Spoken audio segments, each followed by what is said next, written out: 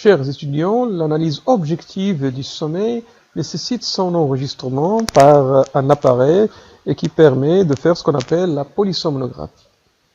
L'analyse de cette polysomnographie obéit à des règles qu'on appelle les règles de codage, de scoring du sommeil. Le scoring peut être automatique, mais le scoring qui est utilisé et qui est validé, c'est le scoring manuel ou le codage visuel.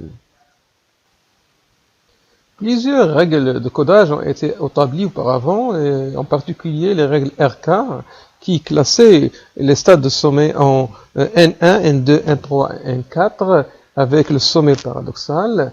Mais maintenant, les règles qui sont admises sont celles de la ASM 2007, établie par l'American Academy of Sleep Medicine.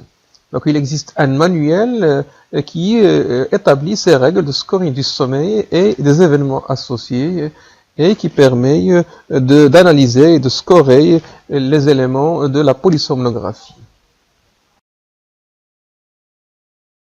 Donc, tout d'abord, nous allons parler des aspects techniques de la polysomnographie. L'enregistrement va comprendre un enregistrement des données du sommeil, mais aussi un enregistrement des données de la respiration et d'autres aspects possibles, en particulier, par exemple, l'EMG des jambiers. On distingue deux types d'appareils qu'on va utiliser. L'enregistrement nocturne au laboratoire, qu'on appelle de type 1. Donc, c'est un appareil de polysomnographie qui est fixe. Et rarement, à domicile, on peut utiliser aussi de la polysomnographie de type 2, c'est de la polysomnographie ambulatoire. La polysomnographie la plus complète, c'est la polysomnographie réalisée au laboratoire en hospitalier. Donc, vous voyez ici un patient chez qui on a branché l'appareil de polysomnographie à l'hôpital. Donc, ce tracé de polysomnographie va comporter le tracé de sommeil et les dérivations qui vont nous intéresser pour l'analyse du sommeil sont l'électroencéphalogramme, l'électrooculogramme, l'électrogramme du mentonnier. Puis, on a à côté de ça les données de la polygraphie qui intéressent surtout les données de la respiration qui vont nous permettre d'analyser les troubles respiratoires du sommeil. Puis on a les données qui vont intéresser d'autres troubles du sommeil, tels que les mouvements périodiques de jambes. Et donc, on a besoin des électrodes au niveau des muscles jambiers. Puis, on peut ajouter d'autres canaux, tels que le canal de la vidéo, pour permettre d'enregistrement de comportements anormaux chez le patient, tels que la pression œsophagienne, qui permet d'évaluer les efforts respiratoires, ou même le reflux gastro-œsophagien, on peut l'utiliser aussi pour analyser pour expliquer parfois certains micro-éveils pathologiques.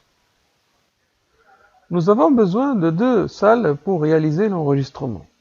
Une salle où va être le malade avec une station d'acquisition, avec une tétière qui va recevoir des électrodes qui proviennent du malade.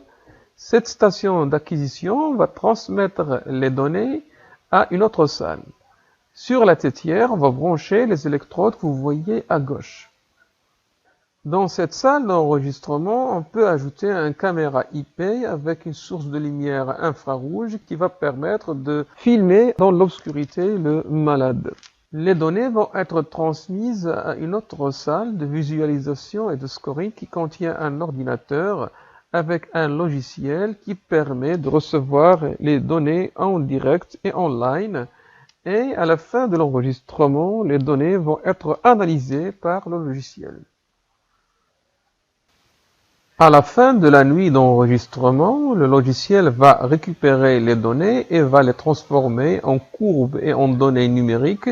Et on voit ici un exemple de tracé qui montre la totalité de la nuit avec les différents canaux enregistrés sur le logiciel. Qu'est-ce qui est enregistré pour analyser le sommeil? Tout d'abord, l'électroencéphalogramme. C'est quoi l'électroencéphalogramme?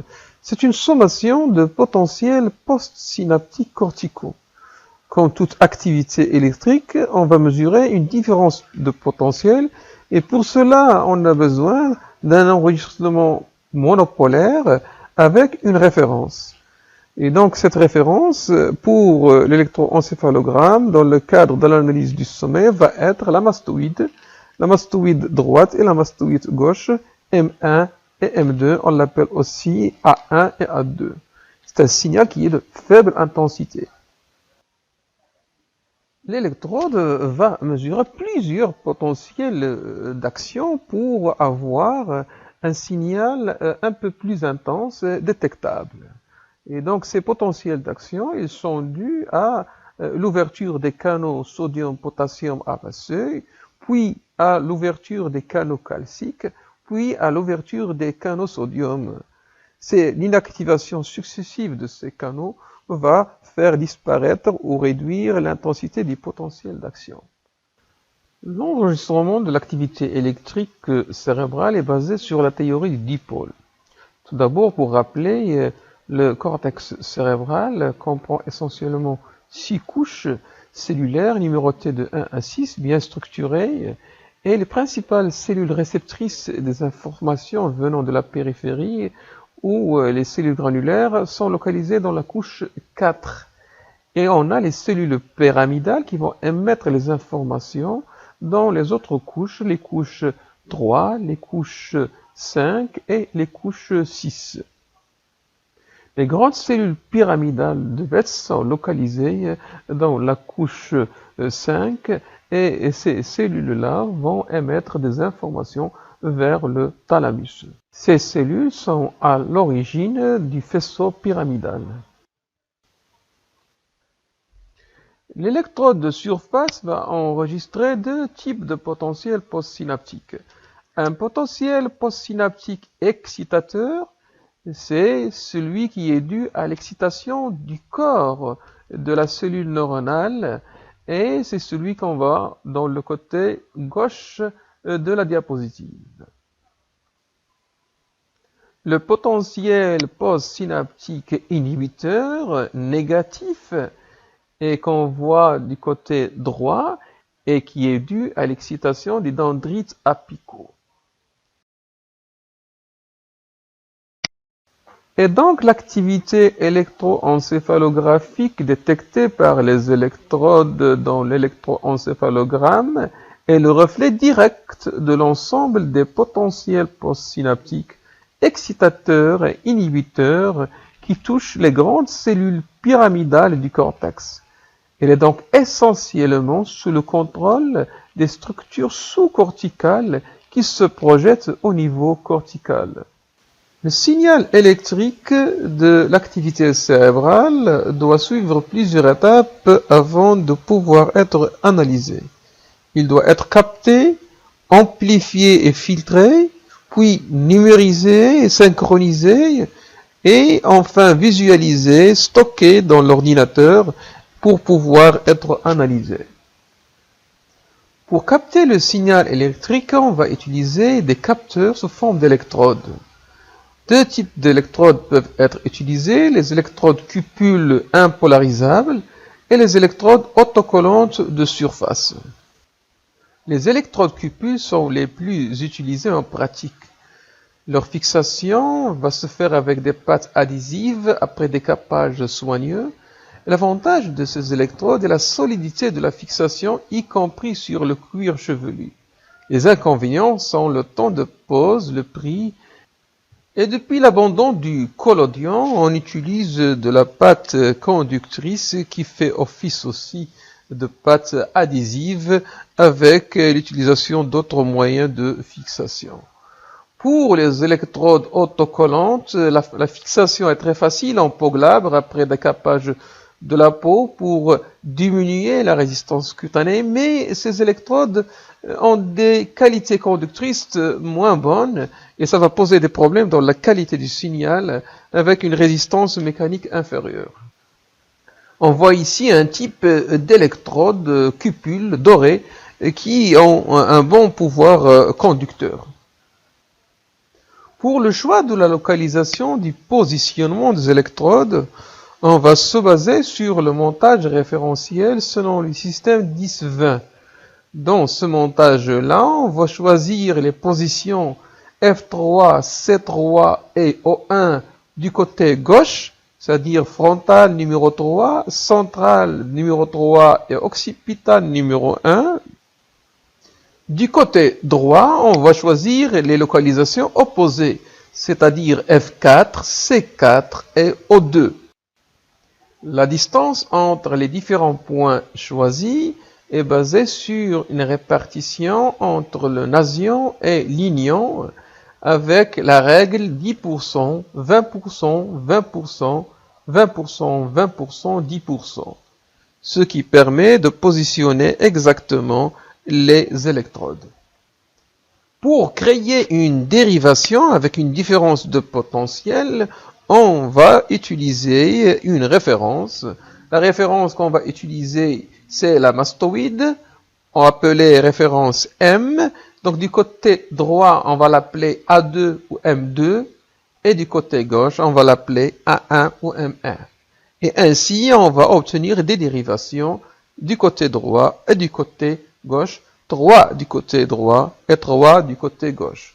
On peut réaliser des montages ipsilatéraux comme on peut réaliser des montages contralatéraux, c'est-à-dire les électrodes du côté gauche, F3, C3 et O1 avec l'électrode A1, c'est ipsilatéral, ou bien avec l'électrode A2, on va parler de montage contralatéral.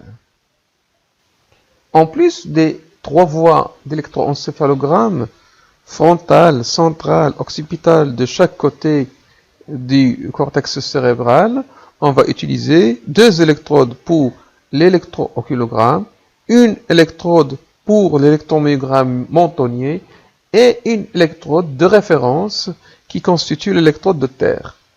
Donc, pour l'enregistrement de l'activité musculaire, on va mettre les électrodes, on regarde la partie la plus saillante du corps musculaire du menton. Ici, vous voyez le positionnement des électrodes pour l'électrooculogramme. Donc, une du côté droit, une du côté gauche, et qui se positionne de manière opposée. Pour l'électromyogramme mentonnier, donc vous voyez ici un type de montage dans lequel on met une électrode au-dessous de la lèvre inférieure, dans la partie perceptible du muscle mentonnier, et une électrode au-dessous du menton. Dans un autre montage, on va mettre les 2 électrodes en dessous de la lèvre inférieure. Bien sûr, on peut faire d'autres montages d'électromyogramme dans d'autres muscles. Par exemple, ici, on a un montage au niveau du muscle deltoïde et dans l'autre, on a un montage au niveau du muscle jambier. Mais ces 2 types de montages ne sont pas utilisés et ne sont pas recommandés pour l'analyse du sommet. La stabilité mécanique de l'ensemble des électrodes céphaliques est assurée par un filet. Les fils des électrodes d'EMG et d'électrooculogramme sont maintenus sur la peau au moyen de sparadrap. De la mise en place correcte des électrodes dépend la qualité de l'enregistrement et cette mise en place dure environ entre 45 et 90 minutes. Ces photos vous montrent comment on va placer des électrodes sur le cuir chevelu. La première étape, c'est de choisir la zone où on va fixer les électrodes.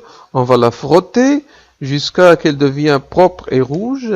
Et puis, on va mettre l'électrode qui est remplie de pâte conductrice.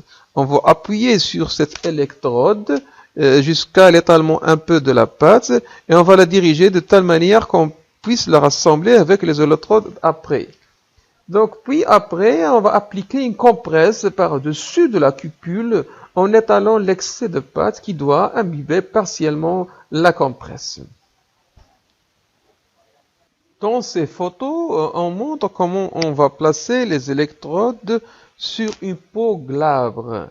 Et ici, on vous montre tout d'abord l'électrode de référence sur le milieu du front, l'électrode de l'électrooculogramme du côté droit et une électrode de référence au niveau du mastoïde. On remplit la cupule avec le gel conducteur, on la place dans la zone choisie et on va appliquer un petit carré d'adhésif non tissé extensible par-dessus de la cupule. Et à la fin, tout ce montage-là, pour le fixer de manière importante, on va mettre en place un filet tubulaire.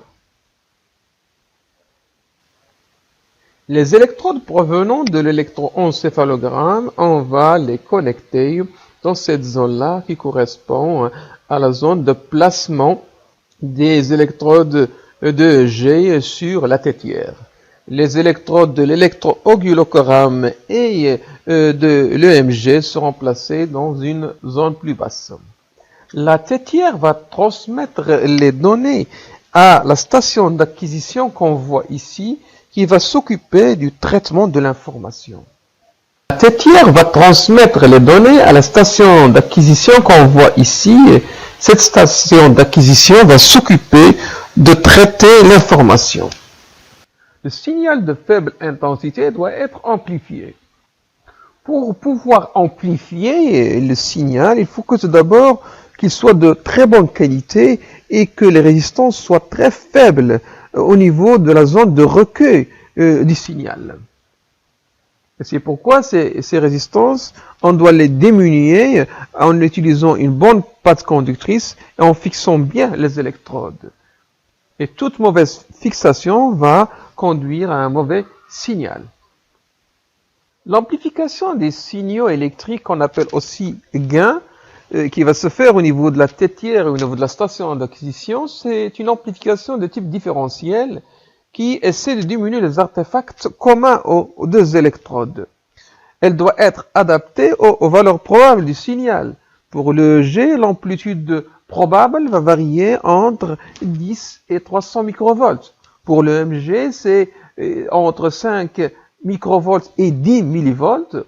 Pour le G, l'amplitude sera semblable à l'électroencéphalogramme. Et il faut que l'amplification se fasse d'une manière raisonnable. Si l'amplification est très faible, on ne voit pas le signal. Et si elle est trop forte, les amplificateurs seront saturés et on ne voit plus le signal. Mais on doit amplifier le vrai signal et pas le bruit de fond électrique.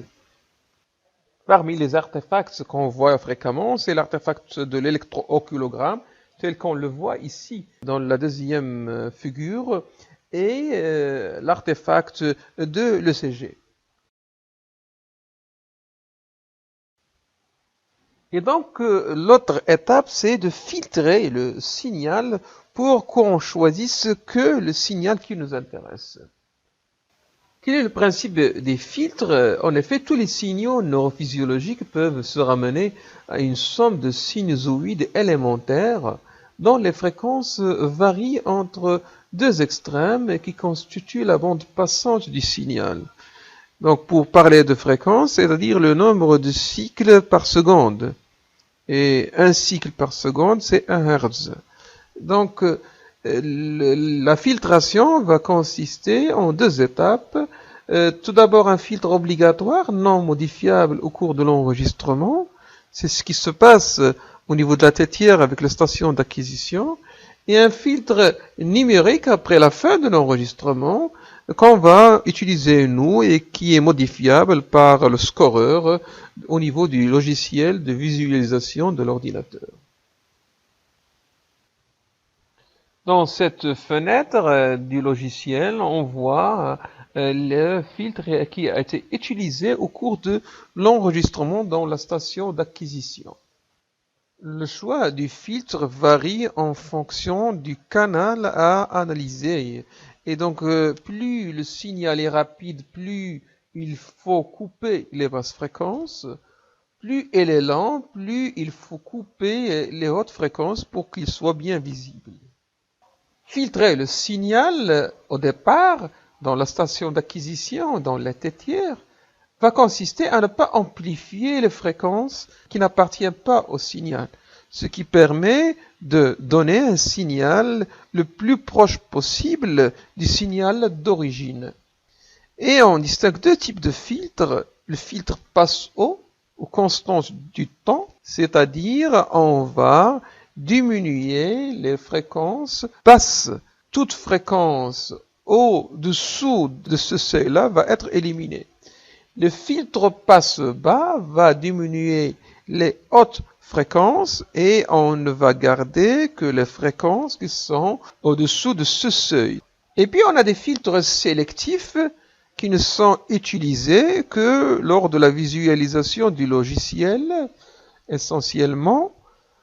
C'est pour certaines fréquences du courant, comme 50 Hz par exemple, ou 60 Hz, ça dépend des pays, ou bien le filtre ECG aussi qui est utilisé au cours de l'analyse dans le logiciel. Ici, on voit l'utilisation d'un filtre passe-bas dans le logiciel d'analyse. Dans le schéma en haut, on a une fréquence rapide et après avoir utilisé un filtre passe-bas qui a éliminé les fréquences hautes, on voit mieux les tracer. Ici, au contraire, on voit l'effet utiliser un filtre passe-haut. Et on vous donne ici, à titre indicatif, et tel que c'est recommandé par l'ASM, les filtres qu'on va utiliser en fonction du type du signal. Donc pour l'électroencéphalogramme, le filtre passe-haut est de 0,5 Hz, le filtre passe-bas est entre 60 et 120 Hz, pour l'EMG entre 5 et 120 Hz, pour l'électrooculogramme entre 0,5 et 15 Hz. Bien sûr, parfois, pour l'électroencéphalogramme, on utilise un filtre passe-bas qui est moins rapide, puisqu'on n'en a pas besoin de ces fréquences trop hautes lorsqu'on est endormi. Donc le signal a été capté, amplifié, filtré. Donc les filtres qu'on a montrés tout à l'heure, c'est les filtres qui sont utilisés dans le logiciel, mais avant que ça arrive au logiciel, il y a un filtre auparavant, comme on a dit, au niveau de la station d'acquisition avec la tétière. Et donc, une fois que la station d'acquisition a reçu le signal de la tétière, elle va le numériser. La numérisation veut dire qu'on va transformer les signaux électriques en signaux numériques. La précision des signaux est conditionnée, elle, par la fréquence d'échantillonnage. C'est quoi la fréquence d'échantillonnage? C'est-à-dire le nombre de mesures prises par le système d'acquisition par seconde. Et elle conditionne les fréquences que l'on peut analyser. Et donc, pour un électroencéphalogramme, il faut une fréquence d'échantillonnage minimale de 128 Hz. Généralement, on va utiliser 200 Hz par précaution comme fréquence d'échantillonnage. Puis, on a un autre paramètre qui va conditionner la précision du signal, c'est la précision d'affichage. Donc, il faut que la qualité d'affichage soit très bonne. La précision d'affichage veut dire le nombre de bits de codage, c'est-à-dire le nombre de points utilisés pour visualiser le signal sinusoïdal. On a besoin de voir un signal sinusoïdal et pas besoin de voir une ligne ou une droite. Donc, la numérisation des signaux va intéresser les signaux électriques, mais elle va intéresser aussi, bien sûr, l'image vidéo qui nécessite plus de mémoire avec plus d'espace dans les disques durs et généralement, on va choisir des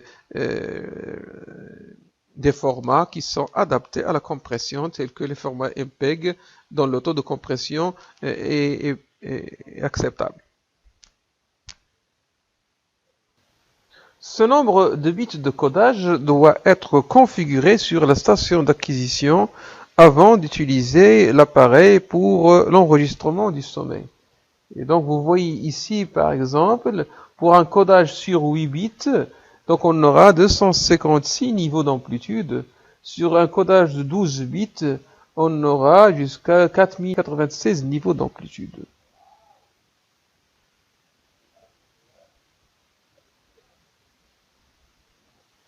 Toutes ces étapes vont permettre d'obtenir ce genre de tracé qu'on voit ici, dans lequel on individualise bien les courbes et on arrive à analyser les fréquences. Et généralement, on aura dans le logiciel des indicateurs de bonne qualité de signal Par exemple, ici, le fait d'avoir une couleur verte claire ou pas de couleur du tout, ça veut dire que le signal est de très bonne qualité. Le signal G était capté, amplifié, filtré, numérisé, on le voit bien, il est de très bonne qualité, mais il doit être synchronisé avec les autres paramètres enregistrés. C'est ce qu'on appelle la synchronisation. Et donc, c'est une synchronisation entre les différents canaux d'enregistrement qui peut poser problème quand plusieurs bases de temps sont affichées sur le même écran.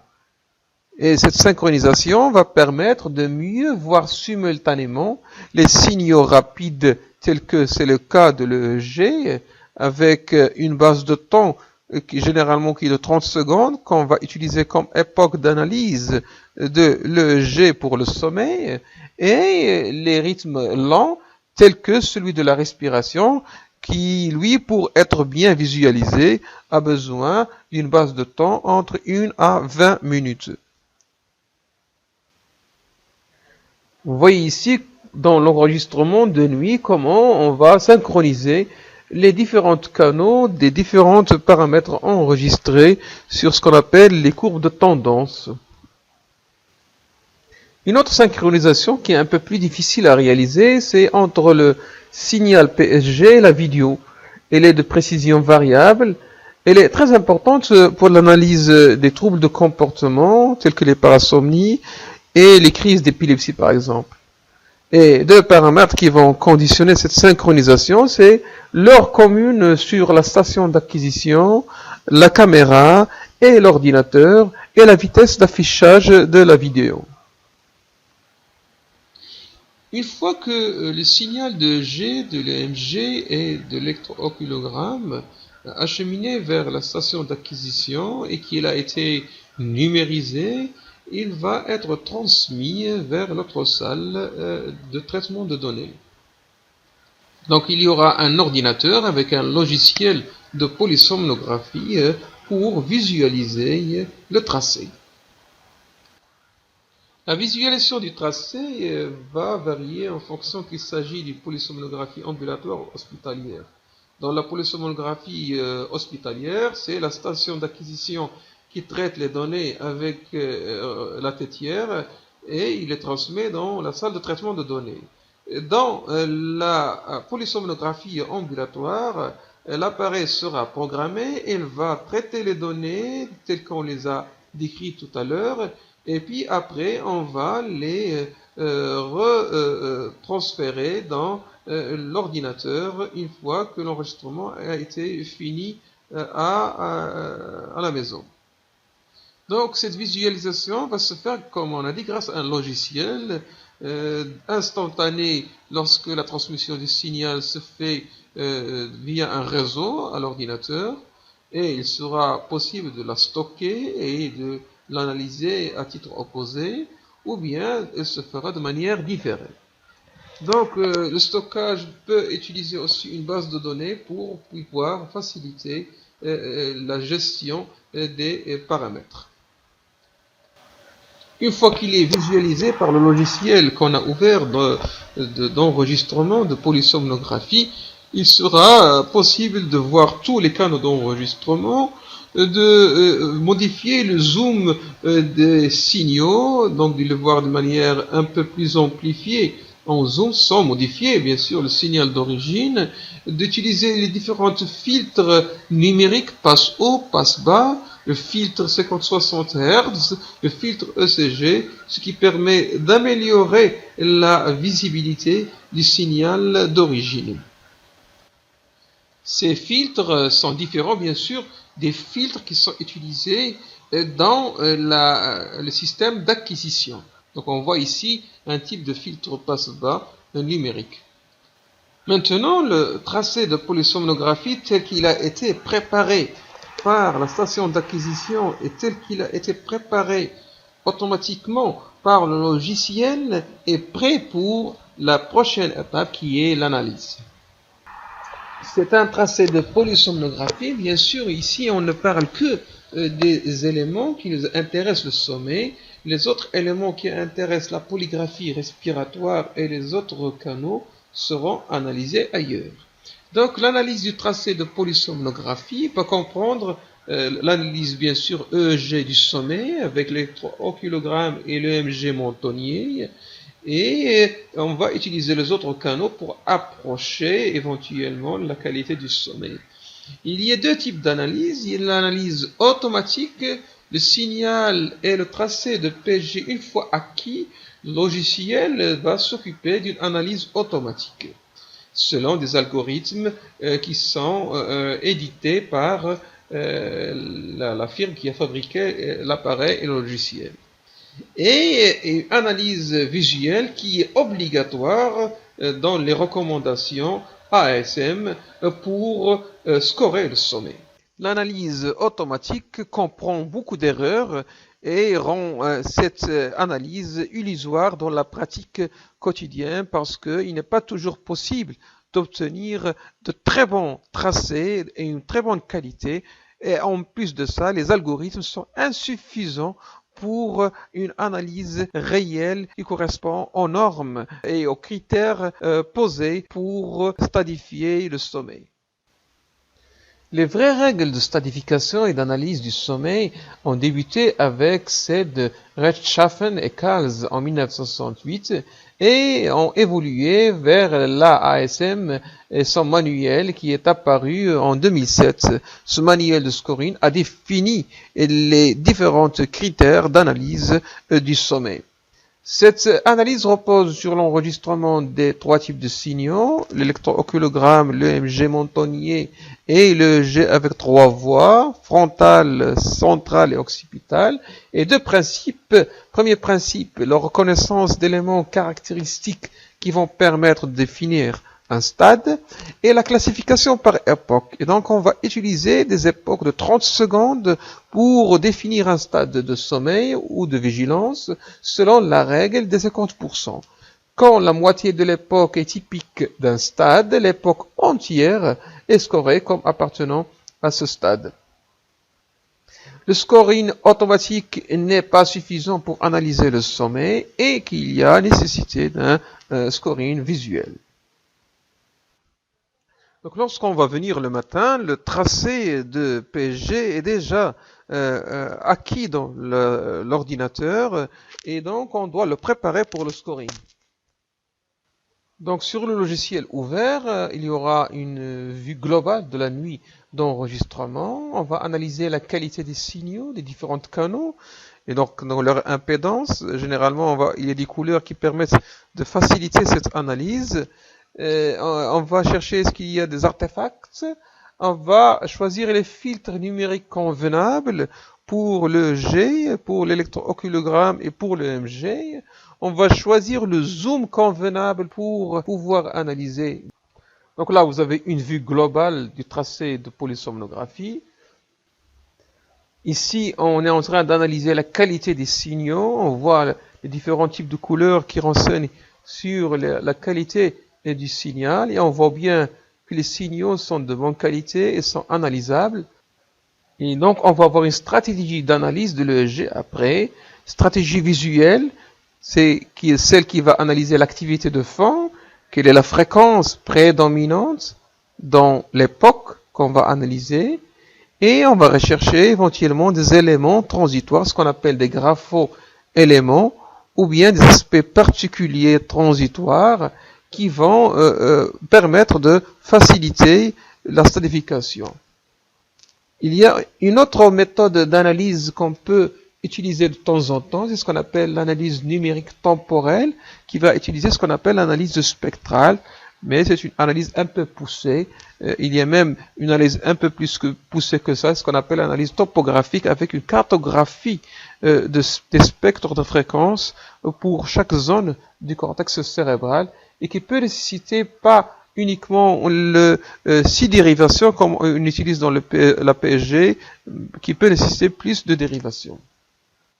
Donc on va analyser l'architecture de sommeil qui va se baser sur deux éléments, l'analyse de la macrostructure, et donc l'analyse des différents stades de sommeil, l'analyse des cycles de sommeil, la latence d'endormissement, l'efficacité du sommeil et les éveils intrasommeil.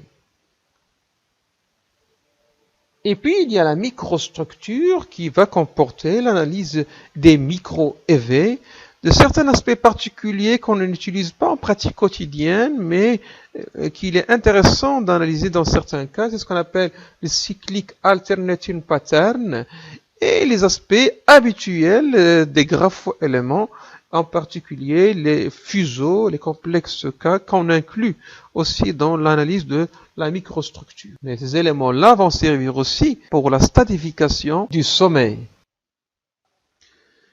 L'époque, c'est la fenêtre de base qu'on va utiliser pour stratifier un stade de sommeil.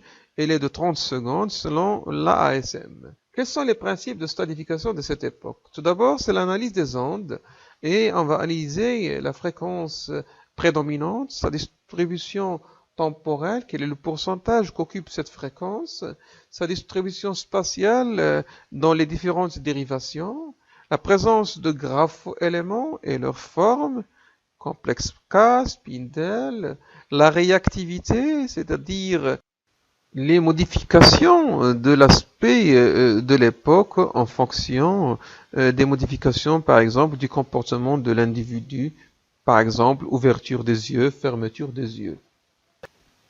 Ici, on voit l'aspect des différentes bandes de fréquence. La première bande de fréquence, la bande delta, qui est entre 0,5 et 3,5 Hz. La deuxième bande de fréquence qui suit, c'est la fréquence θ, entre 4 et 7,5 Hz. Puis la fréquence alpha, entre 8 et 12 Hz. Puis la fréquence bêta, plus de 12 Hz. Et la fréquence gamma, autour de 40 Hz. La fréquence sigma, qui correspond à celle des spindles, c'est entre 12 et 16 Hz. Donc l'analyse des bandes de fréquence, l'analyse des grapho-éléments qui se définissent par leur morphologie, leur topographie et leurs circonstances d'apparition. Nous allons voir les principaux grapho-éléments qu'on va utiliser pour la stratification. Tout d'abord, le complexe K. C'est un complexe qui est isolé du bruit de fond. C'est une onde négative suivie immédiatement par une composante positive dont la durée est au moins de 500 millisecondes, qui est souvent plus ample en frontal. On ne tient compte de ce complexe K que s'il est isolé. S'il survient juste avant le micro-éveil, il est dit associé à ce micro-éveil et n'est pas considéré pour la stratification de l'époque. On voit bien un exemple ici de complexe K et on le voit ici qu'il était précédé par un spindle au fuseau. Un exemple de K suivi immédiatement par un micro-éveil, donc ce complexe K n'est pas comptabilisé pour la stratification du stade. Deuxième type de grapho-éléments, les fuseaux ou spindles, c'est un train de 11 à 16 Hz, souvent c'est entre 12 et 14 Hz, qui réalise un aspect de fuseau et dont la durée est d'au moins 500 millisecondes ou 0,5 secondes. Vous voyez ici un aspect de fuseau typique ou de spindle. Ici, vous voyez plusieurs fuseaux sur une même époque. Troisième type de grapho-éléments, les pointes au vertex ou les ondes de V, ce sont des aspects de contours pointus dont la durée est inférieure à 500 millisecondes et leur maximum est au niveau de la région centrale et ils se distinguent nettement de l'activité de fond. Vous voyez ici plusieurs pointes au vertex. Quatrième type de grapho-éléments, c'est ce qu'on appelle les ondes en dents de scie, les ondes θ en dents de scie. Ce sont des ondes pointues ou triangulaires, souvent de 2 à 6 Hz, souvent maximales dans les régions centrales. Et accompagnent souvent, mais pas toujours, les mouvements oculaires rapides dans le REM. Vous voyez ici une succession d'ondes θ en dents de scie qui accompagnent les mouvements oculaires rapides dans le cadre du sommeil paradoxal. Un autre aspect aspect typique de dents de scie qu'on voit sur toutes les dérivations. On a vu les principales bandes de fréquences, les principaux grapho-éléments. Maintenant, on va voir un peu de données concernant la réactivité. Tout d'abord, la réactivité la plus importante à analyser, c'est la réactivité alpha, l'activité alpha postérieure qui disparaît à l'ouverture des yeux. Vous voyez ici une époque où il y a une prédominance de l'activité alpha et on voit bien dans la vidéo que la personne a les yeux qui sont fermés. Et donc, lorsqu'on a les yeux fermés à l'éveil, on aura une prédominance de cette activité. Ici, l'activité alpha a disparu pour donner une activité plus accélérée, bêta et même gamma, et l'individu, on voit dans la vidéo qu'il est éveillé et avec les yeux ouverts puisqu'il est en train de faire une certaine activité. Nous avons fini avec les principes d'analyse de l'électroencéphalogramme. Nous allons passer maintenant à l'électro-oculogramme avec deux types de mouvements. Les mouvements oculaires lents, c'est des mouvements avec une phase lente suivie d'une phase rapide, raisonnablement régulier, conjugué.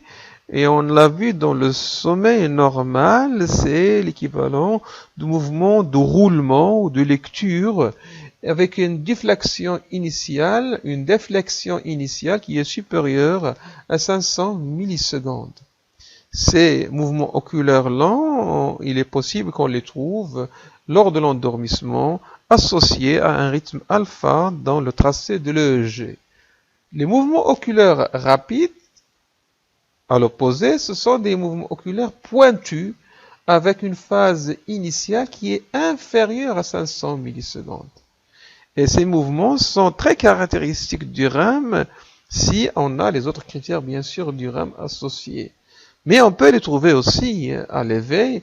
Et ce qui va les différencier du mouvement oculaire rapide du REM, c'est l'existence d'un clignement des yeux. On voit ici des mouvements oculaires lents chez une personne avec une époque à un stade N1. Donc on voit ici des mouvements oculaires lents dans une époque avec un stade N1 désigné. Toujours les mêmes mouvements oculaires lents. Des mouvements oculaires rapides à l'éveil et on voit bien à la flèche un aspect de clignement des yeux. Ici, des mouvements oculaires rapides en salve, en sommet paradoxal. Des mouvements oculaires rapides plus espacés, et on voit bien la déflexion initiale qui est inférieure à 500 millisecondes. Et on voit bien ici l'atonie musculaire en bas et qui fait référence au stade de REM. On a vu les principes de base de l'analyse visuelle qui va nous permettre de stadifier le sommeil selon les règles de la ASM. Et à côté de cela, il y a ce qu'on appelle l'analyse numérique. C'est quoi cette analyse numérique? C'est essentiellement ce qu'on appelle l'analyse spectrale qui est basée sur une règle mathématique qui s'appelle la transformée de Fourier rapide. Et on ne va pas entrer dans le détail, mais grossièrement, elle est basée sur le fait qu'un signal sinusoïdal peut être transformé en plusieurs signes sinusoïdaux de différents types de fréquences, ce qui permet de donner une appréciation sur la répartition de ces fréquences-là et sur leur pourcentage dans le temps. On voit ici un exemple d'analyse spectrale et on voit sur l'axe des ordonnées la répartition des fréquences de 0 à 30 Hz et on voit en couleur les différentes bandes de fréquences et chaque couleur désigne l'importance et la puissance de cette bande de fréquence. Par exemple ici, celle qui est désignée par la flèche blanche, donc on a une zone où il y a une prédominance importante de la bande delta Et on voit que dans l'hypnogramme, qui est le résultat de la stadification, ce patient, il était en stade de N3. Donc il y a une correspondance entre l'analyse visuelle et l'analyse spectrale. Là, on voit l'analyse spectrale sur pratiquement toute la durée de l'enregistrement. Ici, la même chose, on a la couleur jaune qui correspond à une puissance spectrale importante. Et ici, c'est les basses fréquences. Si on voit l'axe des ordonnées, et on voit bien que cette zone-là correspond au niveau de l'hypnogramme à un stade N3, le stade qui est reconnu par la prédominance des ondes de delta. Cette analyse est très intéressante, mais on ne va pas l'utiliser en pratique courante.